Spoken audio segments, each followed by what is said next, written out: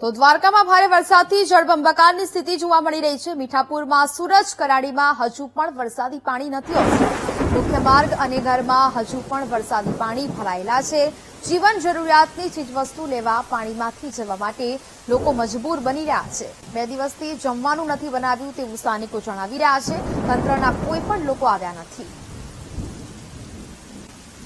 મીઠાપુરના અનેક વિસ્તારો પાણીમાં ગરકાવ છે। સૂરજ કરાડી વિસ્તાર કે જ્યાં હજુ પણ ઘૂંટણસમા પાણી ભરાયેલા છે અને લોકોને હાલાકી પડી રહી છે। વરસાદે વિરામ લીધો પરંતુ અનેક ગામો જે છે તે હજુ પણ પાણીની અંદર ગરકાવ છે અને તેમાંનું આ સૂરજ કરાડ વિસ્તાર કે જ્યાં હજુ પણ ઘૂંટણસમા પાણી ભરાયેલા છે અને લોકોના જનજીવન પર તેની અસર જોવા મળી રહી છે। બહાર નીકળવું મુશ્કેલી ભર્યું છે। અહીંના સ્થાનિક લોકો જે છે તેમને અહીંથી પસાર થવું હોય તો હાલાકી પડી રહી છે। સ્થાનિક લોકો સાથે વાત કરીશું। વરસાદ બંધ થયો છે પરંતુ પાણી નથી ઉતરતા, કેવી હાલાકી થાય છે? ફૂલ પાણીની હાલત થાય છે, એકદમ પ્રેશરથી પાણી માણસ ગઈઢા માણસ હલી નથી ઘણા પડી જાય છે, એમાં એક્સિડન્ટ થાય છે। આટલા પાણી ઘરમાં ઉદ્યોગમાં ભરાઈ ગયા છે, આટલો ખીચાટ વિસ્તાર છે, કોઈ સીમા નથી, બરોબર? એનો હવે તપાસ કરો, બરોબર?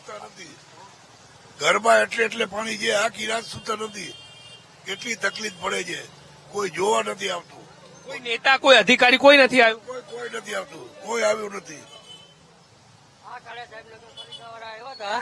નગરપાલિકા આવ્યા હતા, જે ઓલ કર્યો હતો બાજુમાં ટ્રેક્ટર આવ્યું, હલાય એમ હતું ને, નારો પકડી સાહેબ કાલે આવેલા છે।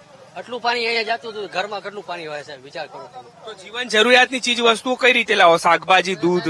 2 દી થી કઈ બહાર નીકળ્યા નથી સાહેબ, વરસાદ હિસાબે, બરાબર? આજે નીકળ્યા જાય, આજે કઈક જરે તો કઈક લઈ આવી આવે, કઈક ખાવા ભેગા થાય, ઘરમાં ગોઠળ પાણી ભર્યા સાહેબ। હજી કાલનું જમવાનું નથી બનાવ્યું, આટલો વરસાદ હતો, કાલ એમને પડ્યા છે, કાલનું જમવાનું નથી બનાવ્યું, બધી દુકાનો બંધ, ખાવાનું બંધ, કોઈ નથી બનાવ્યું જમવાનું, નાસ્તો ના મળે, નાસ્તા માટે બધી દુકાનો એટલે બધી હેરાનગતિ।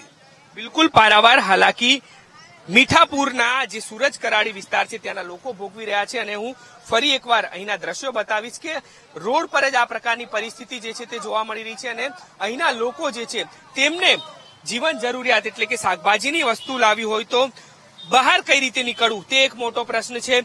સ્થાનિક નેતાઓ કે તંત્ર હોય, કોઈ પણ અધિકારી જે છે પ્રશાસનનું તે અહીં નથી પહોંચ્યું, જેના કારણે અહીંના લોકોને હાલાકી ભોગવવી પડી રહી છે। હજુ પણ રેડ એલર્ટ પર છે દ્વારકા, એટલે કે દ્વારકાના વિસ્તારમાં હજુ જે વરસાદ પડ્યો તેના જ પાણી નથી ઉછળ્યા।